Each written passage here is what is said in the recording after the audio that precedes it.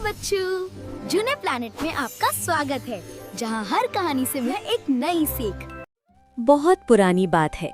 सुखपुर गांव में एक बूढ़ा किसान हरिदास अपने 4 बेटों के साथ रहता था। हरिदास की जिंदगी मेहनत में बीती थी, पर अब बीमारी ने उसे घेर लिया था। एक सर्द शाम टिमटिमाते दिए की रोशनी में उसने अपने 4 बेटों बिरजू, मनोज, संजय और राजू को पास बुलाया। मेरे बेटों, मैं अब ज्यादा दिनों का मेहमान नहीं हूँ। मेरे पास तुम्हें देने के लिए धन दौलत तो नहीं, पर एक सीख है। याद रखना, एकता में बल है और ईमानदारी में भगवान का वास। अगर मिलजुल कर मेहनत करोगे तो ये बंजर पहाड़ी भी अन्नपूर्णा बन जाएगी, पर अगर लालच किया तो ये झोपड़ी भी तुम पर भारी पड़ जाएगी। कुछ दिन बाद हरिदास का देहांत हो गया। पिता के जाने के बाद बड़े भाई बिरजू ने एक नई राह दिखाई। सुनो भाइयों, हमें अपनी आय के अलग अलग स्रोत बनाने होंगे। मनोज, तुम लकड़ी का काम करो। संजय, तुम खेतों में मजदूरी करो। राजू, तुम मिट्टी के बर्तन बनाओ और मैं गांव में दुकान चलाऊंगा। हर महीने की पहली तारीख को हम सब अपनी कमाई एक जगह जमा करेंगे। शुरुआत में सब कुछ ठीक रहा।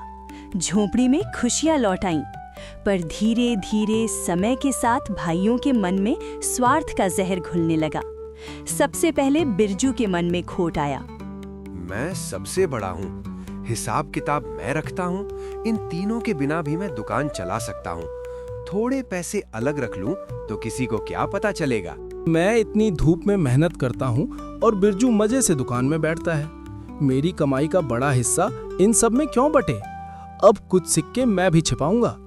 मैं पूरा दिन पसीना बहाता हूँ ताकि राजू जैसा छोटा भाई मौज करे। नहीं, अब मैं भी अपनी पूरी मजदूरी नहीं बताऊंगा। जहाँ तीनों बड़े भाई बेईमानी कर रहे थे, वहीं सबसे छोटा भाई राजू अब भी पिता की सीख पर अडिग था। वो अपनी पूरी कमाई ईमानदारी से घर लाता था। एक शाम राजू बर्तन बेचकर लौट रहा था। रास्ते में उसे एक भूखा और थका हुआ साधु मिला। ठेला रोककर वो साधु जी के पास जाता है। बाबा, आप बहुत थके हुए लग रहे हैं। कृपया ये भोजन स्वीकार करें। बेटा, तुम्हारी ईमानदारी और दया ने मेरा दिल जीत लिया। मैं तुम्हें ये पत्थर की चक्की देता हूँ। ये जादुई है। जब तुम कहोगे पीसो मेरी जादुई चक्की पीसो, तो ये अनाज पीसेगी, और जब कहोगे रुको मेरी जादुई चक्की रुको, तो ये रुक जाएगी। पर याद रखना, इसका उपयोग सिर्फ जरूरत के लिए करना, लालच के लिए नहीं। राजू ने घर आकर चक्की छुपाई, पर वो गुप्त रूप से गांव वालों का अनाज पीसने लगा। घर में खुशहाली आने लगी, जिससे तीनों भाइयों को शक हुआ। एक शाम उन्होंने छिपकर राजू को चक्की चलाते देख लिया। ओह, तो ये है राजू का रहस्य, एक जादुई चक्की। मनोज, हम अमीर बन सकते हैं बिरजू। इसे यहाँ से ले जाना होगा। हाँ, शहर जाकर इसे ऊंचे दामों पर बेच देंगे। अगली सुबह जैसे ही राजू किसी काम से गांव के बाहर गया, तीनों भाइयों की आंखों में लालच चमक उठा। उन्होंने इधर-उधर देखा। जब पूरा यकीन हो गया कि कोई नहीं है, तो दबे पांव घर में घुसे और जादुई चक्की उठा ली। डर और लालच साथ साथ दिल में धड़क रहे थे, पर लालच भारी पड़ गया। तीनों चक्की लेकर शहर की ओर भाग निकले। रास्ते में एक पुराना पत्थर का पुल आया, जिसके नीचे गहरी और तेज बहती नदी थी। यहीं आकर उनके कदम रुके और यहीं से शुरू हुआ झगड़ा। चक्की मैं ले जाऊंगा, मैं सबसे बड़ा हूँ, मेरा हक पहले है। नहीं, इसे मैंने सबसे पहले देखा था। ये मेरी होनी चाहिए। हटो तुम दोनों। अगर चक्की ना होती तो तुम कुछ भी नहीं कर पाते। असली हक मेरा है। हाथापाई में चक्की उनके हाथ से फिसलकर गहरी नदी में जा गिरी। तीनों भाई खाली हाथ रह गए और भटकते हुए अलग हो गए। वही चक्की नदी में बहते हुए दानपुर गांव पहुंची, जहां वहां से एक आदमी जा रहा था। नदी के पास ही चक्की पड़ी थी। वो चक्की को उठाकर घर की ओर चल दिया। गंगाराम एक नेक इंसान था। जब उसे चक्की की शक्ति का पता चला, तो उसने उसका गलत फायदा नहीं उठाया। गंगाराम, अपनी पत्नी से, ये चक्की ईश्वर का वरदान है।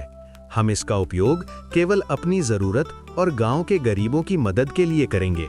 हम कभी लालच नहीं करेंगे। गंगाराम ने गांव की सेवा शुरू की। उधर तीनों भाई भटकते भटकते भूखे प्यासे दानपुर पहुंचे। उन्होंने चक्की के बारे में सुना और समझ गए कि ये वही चक्की है।